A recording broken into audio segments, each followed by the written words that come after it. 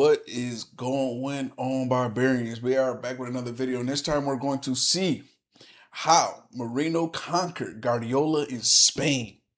So I watched the video, you guys reacted to it, and the name Guardiola just kept popping up. And I said, this guy is supposed to be like the greatest manager ever or something. And they was like, you need to check out this video. So we here, but before we get into that, make sure you like, subscribe, and you hit that notification button because I'm trying to catch up with 100 years of football history that I have been missing.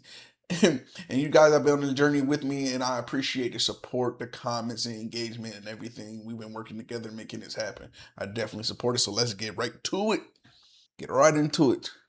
So it's how Mourinho conquered Guardiola in Spain. Do you know how we do the reactions? I pause, I ask questions. All you got to do is, talk to me in the comments, okay?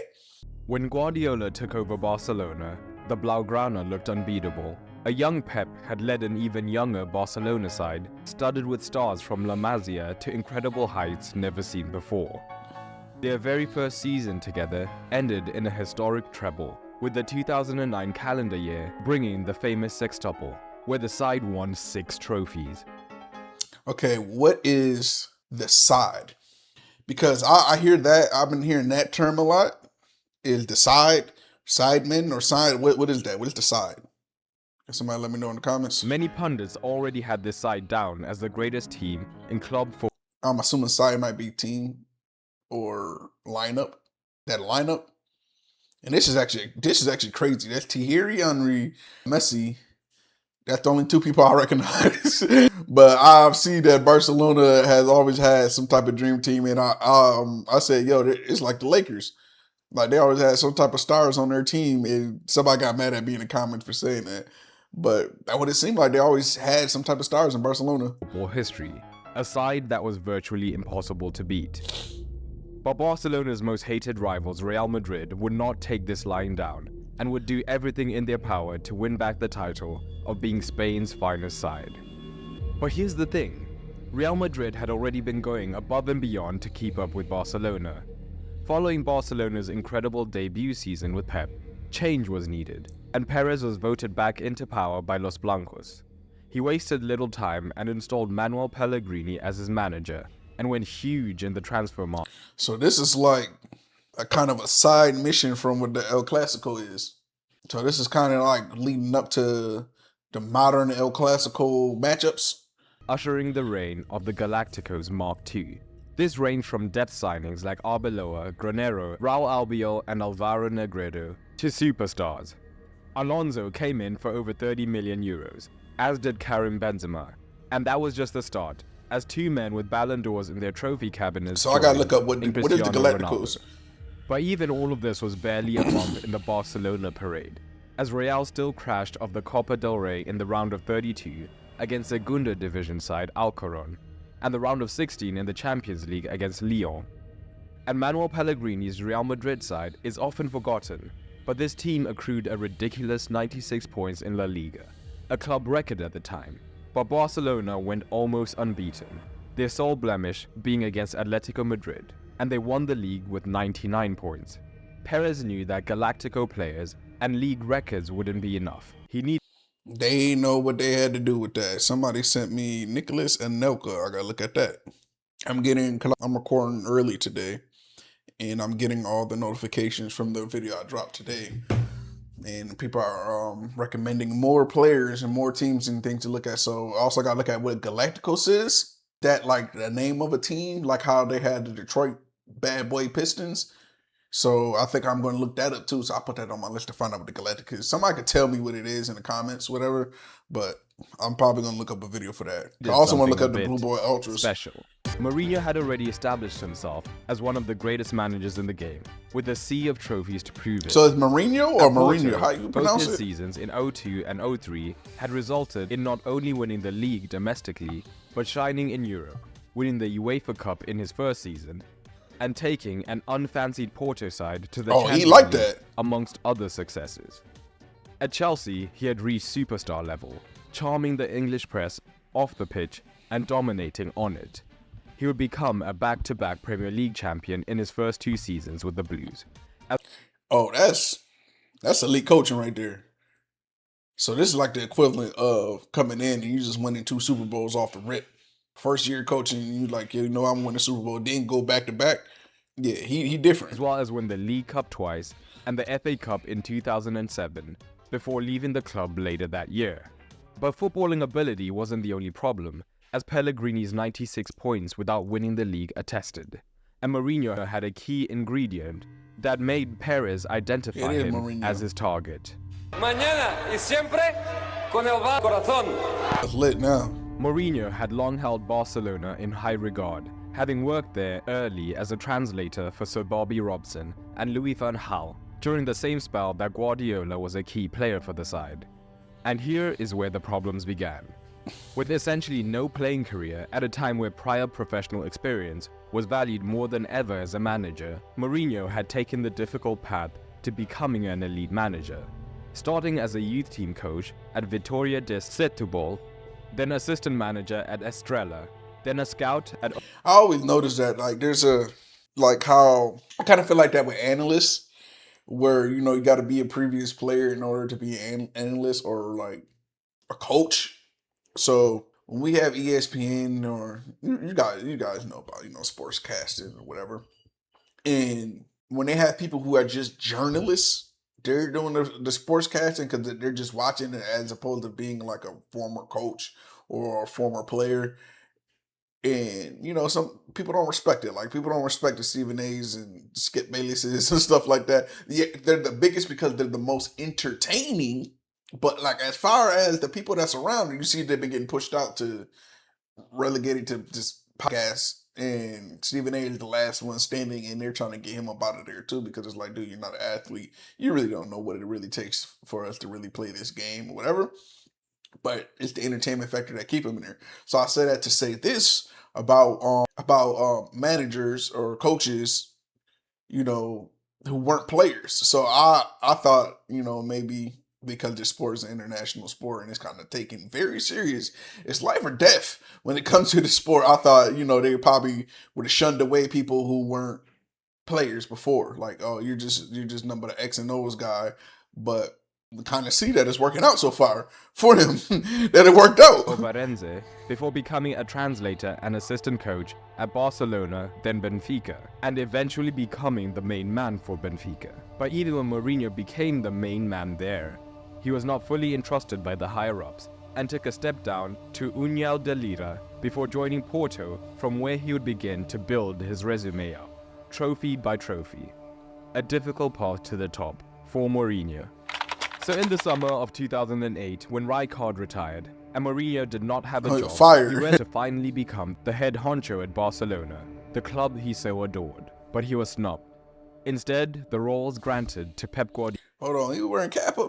You know the crazy thing about Kappa? The top for Mourinho. So in the summer of 2008, when Rijkaard retired and Mourinho did not have a job, he relished the chance to finally become the head honcho at Barcelona. To see that Kappa is sponsoring the jackets for Barcelona, right? Here in America, they don't know what Kappa is. Some people were wearing Kappa, and they would kind of look at it like it was like low rate wannabe designer, like somebody made that up in their basement. I didn't know. This is my first time looking at like, oh, Kappa is actually something, and apparently they're very big because look at the jackets that they did for Barcelona, and these jackets is fire too. So I gotta get me with them. The fashion, that's another thing I'm gonna do a video on, is the fashion of international football, because dudes be having some fly stuff on. Like, from even down to wearing the handbags to the tracksuits to looking at these jackets is crazy. Yeah, we'll do a totally different conversation on that, but them jackets is fire. Barcelona, the club he so adored, but he was snubbed. Instead, the role was granted to Pep Guardiola, the local boy who had been a top player, but on the coaching front only had 1 year of experience with Barcelona B. Mourinho would not take the snub kindly. The love he had for Barcelona disappeared, and a chip on his shoulder would appear as he waited for the chance for revenge. That's it. Y'all have amazing storylines, real storylines, real, not fabricated, scripted storylines like we have in the NFL and the NBA over here in the American sports, where they try to make something out of nothing. These are real storylines. This is real life. Yo, I got my job taken from this guy. And this guy ended up becoming one of the greatest coaches ever. And then we end up having to meet again on some El Clasico, biggest rivalries ever. Like, that's crazy. Part of his revenge took place in the Champions League, as he had joined Inter when Pep was given the Barcelona role. In the 09-10 season, Barcelona were on track to win the Champions League back-to-back, until they met Jose Mourinho's Inter in the semi-final. Barcelona were overwhelming favourites, but Inter produced an incredible first leg display, running out 3-1 winners. In the second leg, Thiago Motta was sent off early, making Barcelona heavy favourites to mount the comeback. But Mourinho rallied his troops, and they sat back, employing catenaccio tactics to snuff out Barcelona. Inter would go on to lose. It was the most beautiful defeat of my life, Mourinho would go on to say, as a 1-0 defeat meant that Inter had progressed on aggregate. It was a style of blood, not skill. We were a team of heroes. When Barcelona dugout was celebrating like a goal, I felt in that moment they were feeling the job is done. And I went there while Pepe was speaking with Ibra to say, you think it is over, but it's far from over. Mourinho went mad with his celebrations, unleashing his resentment for Barcelona as he ran across the pitch to celebrate in front of the Barcelona crowd, sparking a melee. Yeah, as he should, man. They did him dirty, man. They did him dirty, so this runs deep Inter for Milan real. would go on to win the Champions League that year, confirming everything that Perez had needed. Mourinho was a proven elite coach in multiple countries. He had taken on Barcelona fearlessly with Inter. As the club continued to hunt for La Decima, Mourinho showed he could win in Europe. And the Champions League win, by the way, had stopped Barcelona from winning the Champions League in the Santiago Bernabeu. So winning in Europe is the most, I can't even say it. Winning in Europe is the most prestigious thing. If you can win in Europe and you can win in those leagues, that means you're a top tier player and a top tier coach. Got it. Maybe most importantly, Mourinho had the mentality to take on Barcelona off the pitch as well. The arrival of Mourinho brought a renewed confidence to Real Madrid as he joined at the peak of his powers. Yeah. So excited with the fans that Mourinho himself was deemed as a Galactico, and he was quick to make his presence known. Yeah, so what is a Galactico? I'm gonna do a video on it if it's something that's more extensive or it's just a term. Definitely need to know what a Galactico is. Bringing in transfers that would be key to his reign. Ricardo Carvalho followed from Chelsea. Two German youngsters Mourinho believed in also joined, as Sami Khedira and Mesut Ozil became Madridsters. And all of this was topped off by the electric Angel Di Maria. Mourinho instantly began to put his philosophy in place, as he set his team up in a 4-2-3-1 that most often looked like this, with his key signings in Ozil, Angel Di Maria, Khedira and Carvalho immediately slotting into the side. Mourinho's Real Madrid immediately began to show they were special, winning 10 of their first 12 league encounters and outscoring everyone in Spain and conceding less than anyone else in La Liga. Cristiano Ronaldo was in phenomenal form, scoring 14 goals in those first 12 matches, as his rivalry with Messi began to escalate. Oh, it start turning up. This is crazy. Gonzalez was also supplementing the attack nicely, as Mourinho's machine continued to purr. Real Madrid were top of the table. But matchday 13 brought the first El Clásico, a chance for Madrid to put some daylight between them and Barcelona, a chance to show that the early season form was the new norm and that they were the new superpower, and a chance for Mourinho to get yet another bit of revenge. So this is what turned the whole all the way up. When you have Ronaldo versus Messi, you had the storyline of the two coaches. One got the job took, the other one's like, you know what, I'm going to take this route.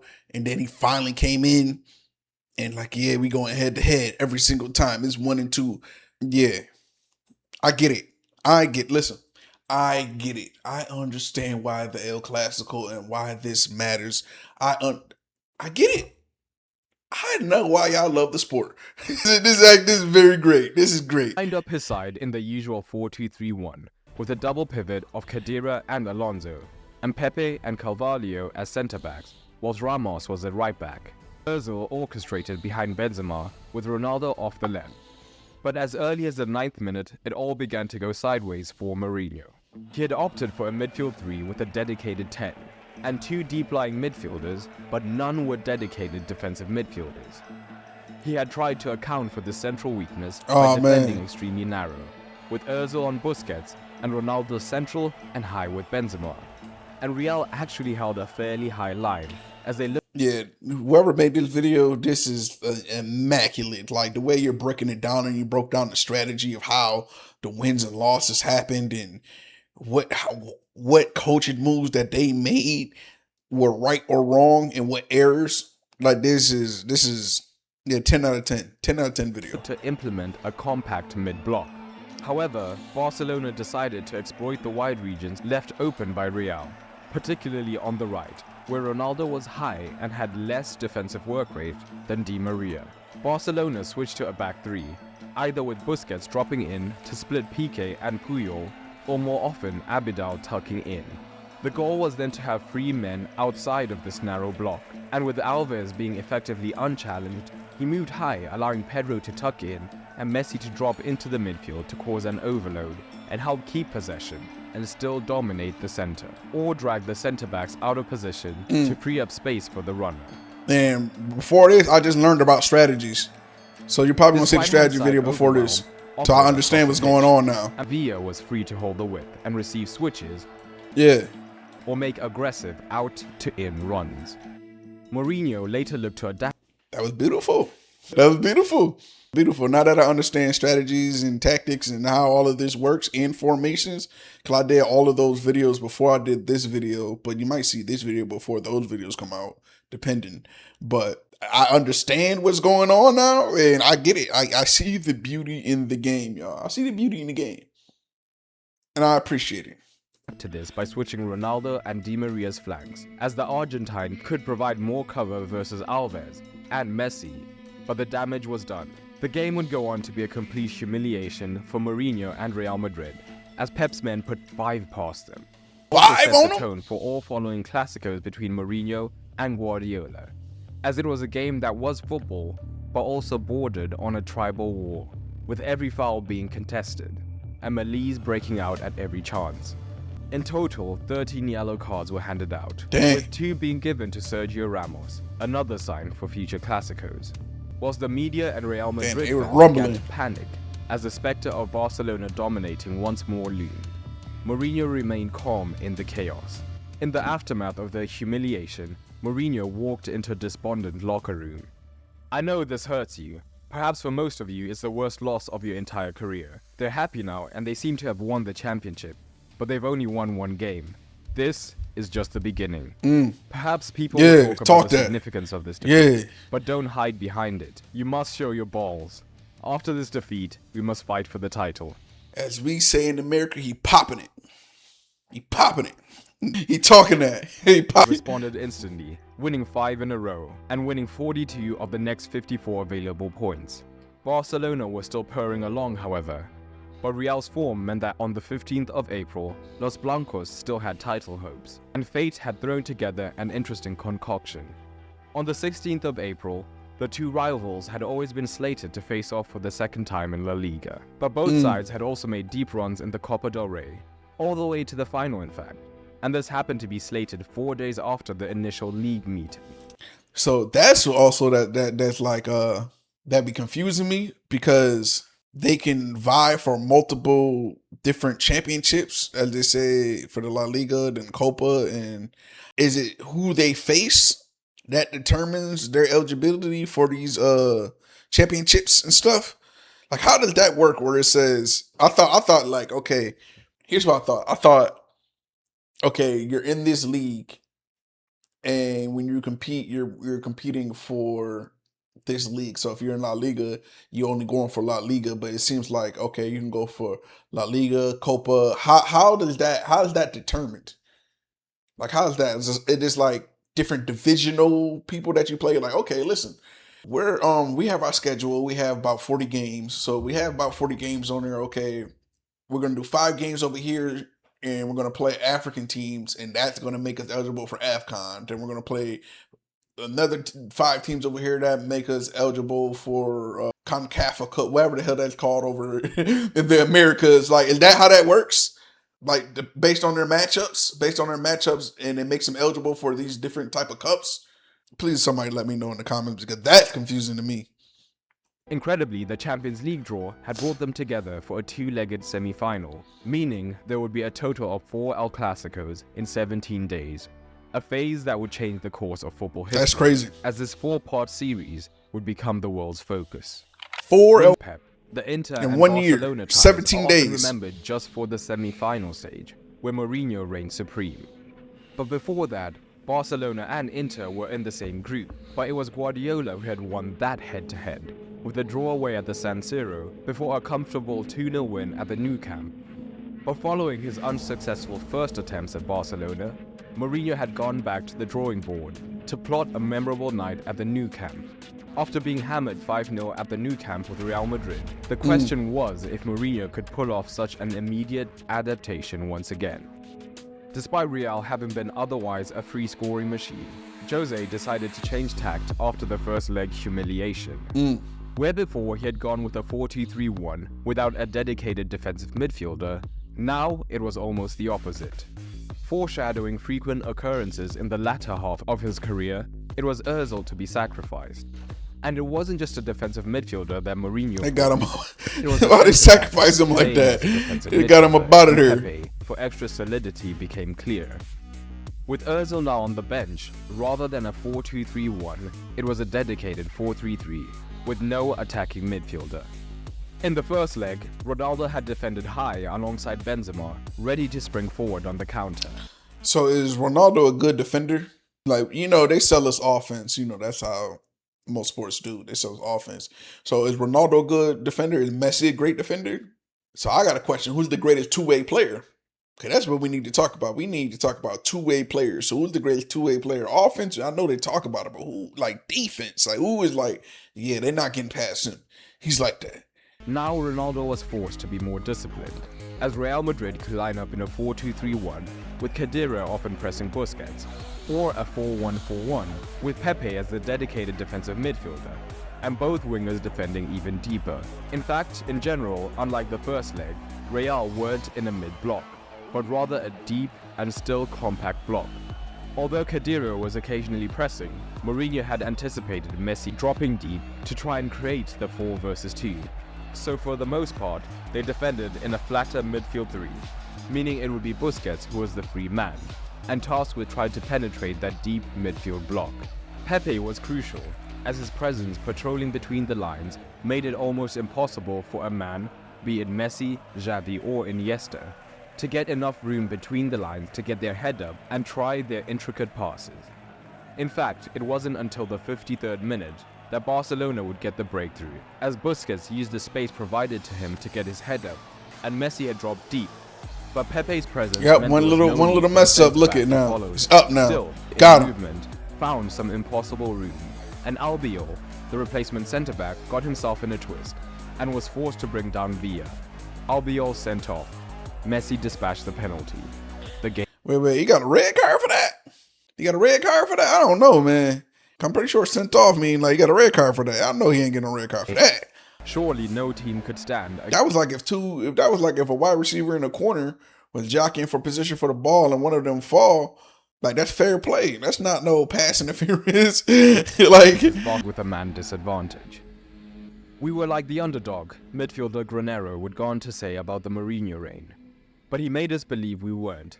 He not only told us everything was possible, but he made it possible. The mentality Mourinho was instilling in his players was visible even this early in his reign, as players refused to take defeat. They gritted their teeth and altered their tactics. Pepe had to relinquish the midfield role he had excelled in, dropping into centre-back momentarily. But such was his performance in the midfield that Mourinho quickly brought in Arbeloa, pushing Ramos to centre-back so Pepe could move back into the midfield. Benzema was also brought off, with Ozil coming on to best position Ronaldo for the counter-attack. Barcelona couldn't penetrate 10-man Real Madrid. All it took was one error, Alves on Marcelo, leading to a penalty that Ronaldo duly dispatched. One each for Messi and Ronaldo, one each for Barcelona. You know what I like about this the most, about these two coaches going head to head and everything, is the strategies. I see why they're great coaches. They understand their strategies is insane. Thank God I watched the strategy videos last night. Thank God I watched them. Because if I did not watch them and watch this video, I probably would have been lost in the sauce. But thank God I watched it and I can understand exactly what's going on. Now I understand why they're great coaches, why they're great managers, as they said, because boy, they playing chess. They Barcelona get it. and Real Madrid. Mourinho's influence was growing. The Copa del Rey just 4 days later tipped the scale from the rivalry in the past few years being competitive to now being downright spiteful. Mourinho had been throwing subtle jibes in press conferences, but Guardiola was not biting. I know Mourinho, he's trying to Mourinho be provoke popping me it. to reaction, but it won't work. I'm not going to react. I'm not going to answer back. Only when I think the time is right. Mourinho had seen the blueprint in the 1-1 league match and doubled down in this encounter. The midfield three remained with Pepe at the base, and with Albiol still suspended, Ramos had to move to centre-back. But despite being sacrificed in the last match, Ozil was vital to Mourinho's plans, and was the creative hub, and the injury of Di Maria was just as important. So now Ozil and Di Maria were the wingers, unleashing the German's creativity, as he could still drop deep to defend more centrally, whilst doing the same in the attack to provide a central overload. And with Di Maria on the left flank, So they was running basically 2-on-1s. They was making sure they was getting 2-on-1s every single time, tearing them out the frame. Yeah, and the adjustment is top tier too. The way they found out, okay, this is what happened last time. Okay, this how we gonna beat that for this one. So they kept trying to get 2-on-1s. right from the get-go, he could cover the threat of Dani Alves and Messi. In this match, it was Benzema who was sacrificed, so Ronaldo was perfectly positioned to be freed from any defensive responsibility and utilize his pace on the break. The match was incredibly closely contested, but what was evident is that the 5-0 loss was a blip that would never be allowed again. The game was Yeah, touchy, you ain't taking and the that no fouls more. continued. Oh! Almost every foul and every simulation would lead to a tussle between the two sides, and the two benches threatening to invade the pitch. Oh, okay. Okay. This rumble.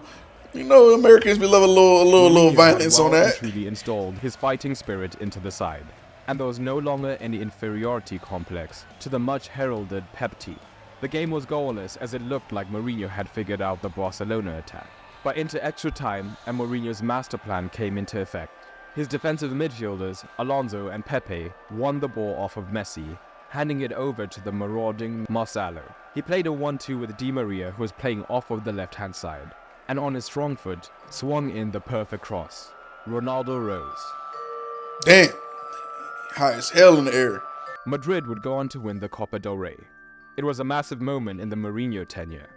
It was Real Madrid's first Copa del Rey in 18 years, and their first trophy since the 07-08 La Liga title. Damn. In fact, at the end of the season, Los Blancos would show off the trophy in an open bus parade. Wait. So let me get this right. They had 4 El Clasicos in 17 days, right? So every time they won and met each other at these cup games, they had parades after. So they were having parades like within these 17 days, like, we won this one, parade. We won this one, parade. We won this one, parade. So they had a parade after winning this Copa del Rey after the loss that they had 4 days ago. And then they go back and play them again almost a week later. What? This is crazy. But the fallout from this match was just beginning. This moment would cause chaos. After the game, Guardiola complained about the offside call, saying it was a 2-centimeter decision from a linesman who must have had very good vision to rule out the goal. Mourinho had long been getting under Pep's skin and saw the opportunity to pounce. He passionately hit back in a press conference. Mourinho would ready to pop it over that. A new era has begun. Until now, there were 2 groups of coaches. One very, very small group of coaches who did not speak about refs, and then a big group of coaches, of which I am part, who criticize referees when they've made mistakes. People like me who don't control their frustration, but also people who are happy to value a great job from a ref. Now, there's a third group, which is only Guardiola. He criticizes referees when they get decisions right. There is a new meaning to football now. In his first season... Ooh, that's nasty. That's nasty. That's nasty work to say that. and said, "Oh, so you want to complain?" He said, "They got it right. So what you complaining for?" He's like, "Yo, the people that complain about every single call, the coaches that don't say nothing. Most coaches, we know, they're gonna complain about anything." He said, "But then they got it right, and you still complaining. What you talking about?" Yeah, yeah, that'll definitely start some beef. Stamford. Last year, he played against a 10-man Inter. Now he's not happy with the refs getting it right. I'm not asking the ref to help my team. If the referee is good, everybody will be happy. Except Guardiola. He wants them to get it wrong. Pep had been determined to bite his lip, but now he took the bait. Gotta talk. Ahead of the first leg of their Champions League encounter, he walked into the press conference room, starting by asking the journalists, which one is Mourinho's camera? Setting the tone. So my header better than yours. What's that? So my header better than yours. What you want to do? Ooh. He said, listen. He said, listen, you could be the media man. You could talk all that you want to talk off the pitch. He said, but when we here on this field, this me. I got it. Yeah. They're talking crazy. Look at this. They didn't make eye contact with each other when they shook hands. That's real beef. Real hate. Real hate. Personal would go on to say on a separate day, I tried to learn from Jose on the pitch, but off the pitch, I prefer to learn as little from him as possible. Oh, you said, I don't want to learn nothing about you in real life. They talking. Yeah. Mourinho doubled down on his winning tactics. Again, Pepe at defensive midfield, providing the steal. But now Lassana Diarra was added to the equation for more solidity. Real Madrid sat off of Barcelona, letting Busquets once again have the ball deep. Whilst Real Madrid were once again looking to launch the counters through Ronaldo. But interestingly, Barcelona were now wary of the counter-attack, sitting slightly deeper in the defensive phase to reduce the room that Ronaldo had to attack on the transition. Ronaldo, for his physicality, was not a target man, so Real consistently lost possession, meaning from minute 0 to minute 60, Barcelona had 74% possession. Such was the problem that Mourinho had to bring on Adebayor at halftime for Ozil to let them have an outlet. I'm about to say the speed. I knew they were finna get right to it. As the teams went down the tunnel, another scuffle erupted, and substitute keeper Manuel Pinto was sent off. But the turning point would be a different sending off. On the 60th minute, the ball broke loose, and Pepe lunged into a reckless tackle. Got him out of there.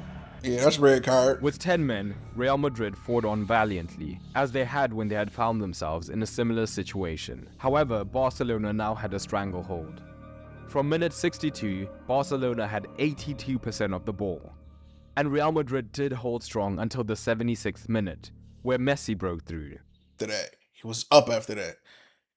I know they had the rumble. I know they probably like, next game, we got to try to take him out, because that's crazy. The Argentine would then double the lead in the dying embers of the match to put the tie effectively to bed, with a goal that would be etched in the memories of many. Mourinho would also be sent off late, contributing to one of the most iconic post-match tirades. Called out the referees. Any other league, that's how you get suspended as a coach. Oh, I'm going to look that up. They said why overboard 2 years ago, and I guess he's part of the scandal, the Stamford Bridge. Yeah, we're gonna write that down. Whatever the Stamford Bridge thing is, we're gonna look that up. Cause he's like, why you got somebody that was part of a scandal refereeing what we got going on? Chelsea no milagro. A €50,000 fine and a 5-match Champions League ban would follow. I knew it. I knew it. I'm about to say anywhere else you get banned for saying something like that. No Mourinho. Though Madrid would put up a fight, the 2-goal head start for Barca was too much. The 4 Clasicos had ended, 25 yellow cards across the ties, and 5 red cards, and Barcelona would go on to win the league and Champions League that year. But the season was anything but a failure for Real Madrid. They had their first silverware since 07-08, and the semi-final in the Champions League was the deepest they had gone since 2003.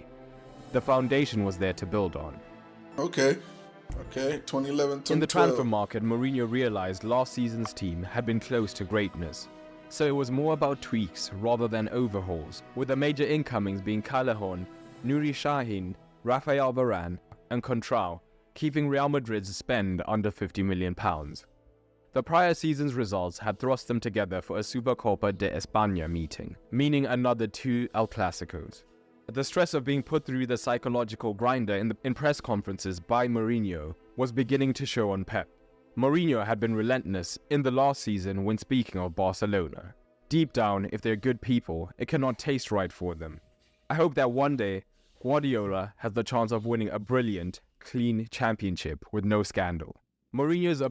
Yo, that's heavy. He said y'all can't win without cheating.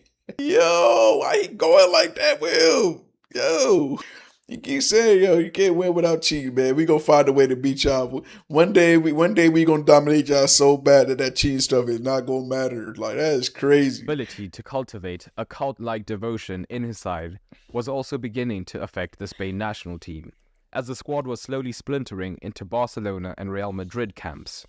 Even the relationship between players. I remember when we were going to the national team after those games, and it was tough because Mourinho sometimes... He creates that. Yeah, he goes to the mind of the player, and we were in the dressing room of the national team, and I was going to... He just coached to pop it, though. That give y'all confidence. And the bad blood would continue in the two-legged Supercopa. They were two closely contested ties, as again, the progress under Mourinho continued to show It's itself. a Supercopa. The first leg ended... Anybody, you know, that's watching this, what is a Super Copa? Super Cup? Copa means cup. Is that what that mean? What's a Super Copa? 2-2 in a game where Real Madrid looked like the dominant force, perfectly teeing up an explosive second leg. And again, that second leg showed the two teams were now almost impossible to separate, with Iniesta opening the scoring before Ronaldo hit back only 5 minutes later. His nemesis would score just before the half, and when it looked like Barcelona would see out the game, Benzema stepped up. Just when the match seemed like it was destined for extra time, Messi produced another moment in the 88th minute to break Madrid hearts. Quickly turned into frustration. In the dying embers of the match, with the game gone, Marcelo launched himself into a reckless tackle on Fabregas, meters from the bench. Had to. The cards would fly. Yeah, hey, Marcelo... hey, sometimes you just got to. You gotta leave with some type of win. Sometimes you just got to. And That's crazy. Off. But perhaps the defining image during the brawl would be Mourinho languidly strolling up to the melee and gouging the eye of Tito Vilanova as if nothing happened. But it had been observed. Yo, what is he on? Dude's the menace. Yo, what is he on, yo? I dig the man eye out and then walked away like it didn't happen. Mourinho was banned for 2 games, though bizarrely the ban was lifted not long after he apologized. But in this new season, Madrid was soaring in the league, more so than ever, courtesy of some tactical tweaks. Yeah, man. Mourinho had fully begun Sergio Ramos' transition from right-back to centre-back, with Arbeloa now frequently covering at right-back. The only exception was against higher-caliber opposition, where Ramos would play wide to offer extra stability, whilst Lassana Diarra would often replace Ozil in these matches as well. Ramos at centre-back gave them extra ball-playing ability in the first phase. I'm still shocked that Alonso dude gouged his eye out. I'm sorry. This midfield was perfectly balanced, as Khedira was the legs making progress up and down the pitch, whilst Ozil provided the creative spark. This allowed Madrid to dominate possession and create clear chances in their own right. But on the counter, they were a different animal. When defending, Di Maria tended to be deep and tucked in at times, whilst Ronaldo stayed high. So from this shape, with the long passing range of Ramos and Alonso, when he stayed high, you got him. Seek the pace figured or that. the movement of Benzema immediately. They could also give it to Ozil, whose the lead ball carrying allowed them to push up the pitch and then one or two. Yeah. They ended the season with 15 Come on counters. now, y'all see me getting it. Y'all see me understanding how this works now. I know y'all been proud of my growth. I've seen it in the comments, man. Y'all see my growth. Y'all see I'm understanding the strategies of how it work. Yeah. Comfortably the most in the league. Their good form meant that after match day 14 they were flying, 3 points ahead of Pep's men with a game in hand. A win would have made it an intimidating lead this early in the season. But in this encounter, Mourinho changed tactics completely, no longer sitting deep and looking to compact the space, and instead pressed more furiously than even Barcelona usually did. Benzema and Di Maria had incredible engines, so they could press all game, whilst Ronaldo upped his work rate for this encounter, with the young German tying up Busquets to prevent the play. And it paid off less than a minute into the game, with Benzema pouncing to have the Bernabeu dreaming of a first league title in years, even this early in the match. But Barcelona would bite back, dropping their midfield even deeper to try and beat the press and maintain possession. It would be a ploy that worked, as Barcelona slowly wrestled control back of the match, and on the half-hour mark, Alexis Sanchez would strike back, with Xavi firing them ahead just after the break. Not long after, Fabregas dealt the killer blow, as Barcelona went on you to know what win it the seemed like? encounter by You know what Guardiola is good at? He's good at second half, late game adjustments. What any great coach is great at. That's that second half adjustments, late game adjustments. After you see, okay, this is what they're trying to do. This is what's working for them. Okay, we gotta take that away because 9 times out of 10 they're gonna try to amplify what was working for them and try to dismiss us and get us out of here. And his second half adjustments is what makes them great, especially when everybody's kind of tired out and you're able to implement your strategy in that second half adjustment and make that happen and win. Yeah, I see where Guardiola's at. Where he at? to 1 and put themselves firmly back in the title race. But as they had done following the other El Clasico losses, Mourinho's men got their heads up in a major way. They went on an 18-match unbeaten streak in La Liga, of which 15 were wins and 3 draws, determined to once again become the rulers of Spain. The 19th match would see Real Madrid scheduled to visit the Nou Camp, a stadium they had not won at since 2007. Even the Madrid players had no faith. After their 2-0 defeat in the Champions League in the season prior, Mourinho said, "I have to hear even in my own dressing room that it's impossible to win here." Damn. There were only 5 matches left, and a Barcelona win would have left them breathing down Real Madrid's necks, poised to win a 3rd La Liga title in 3 years. The stage was set. Another El Clasico. Mourinho stuck to his 4-2-3-1, but now had full faith in his side, not bending for Barcelona, and as a result not opting for extra steel in the midfield in the form of Pepe or Lassana Diarra. Barcelona, on the other hand, had been experimenting with the back 3 throughout the season.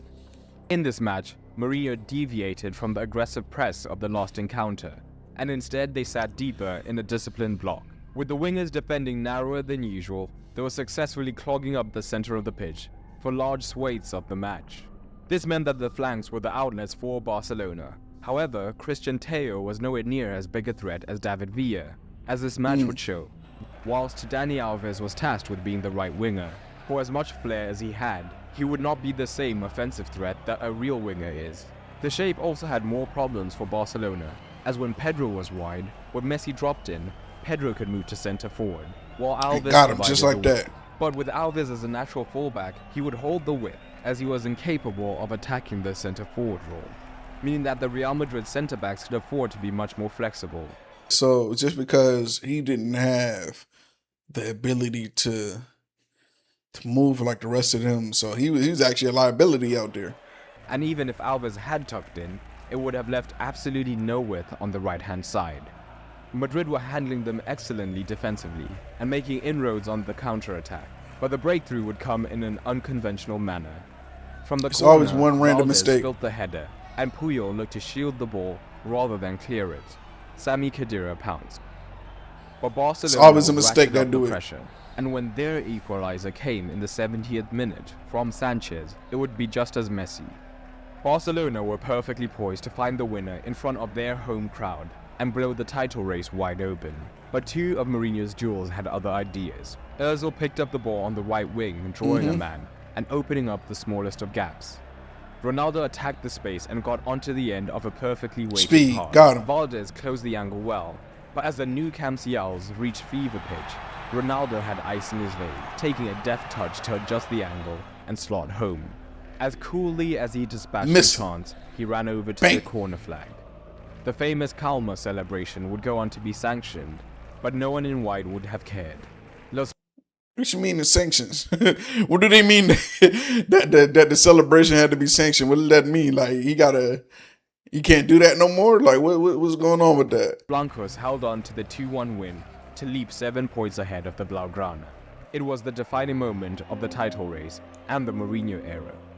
Madrid would go on to win their last 4 matches, meaning that their last loss was the first Clásico match 22 matches prior. What must also never be forgotten is what an attacking spectacle this Mourinho side was, with the likes of Ronaldo, Ozil, and Benzema all performing to ridiculous levels. and the side scoring a record 121 goals in the league alone.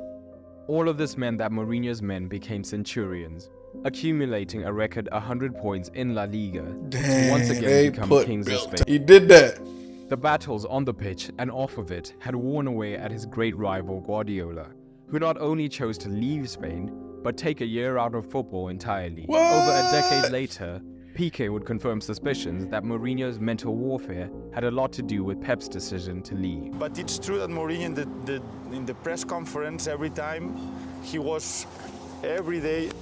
So what they're saying is Mourinho basically just played mental chess with him the whole time and was digging and just finally broke him to the point that he quit.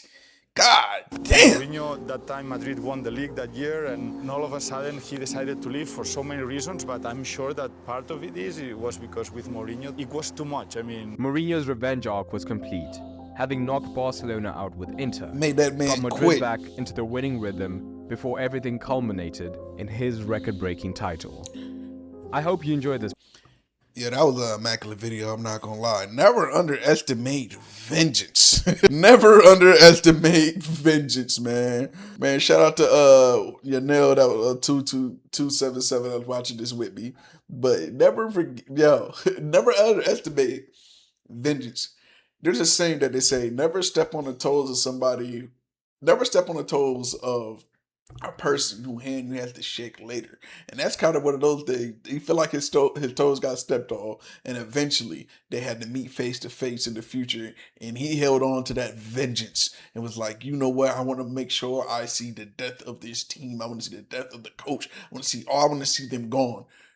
Man, that's what he did. Man, I'll catch y'all the next one, man. Y'all be easy, man. It's probably one of my best videos.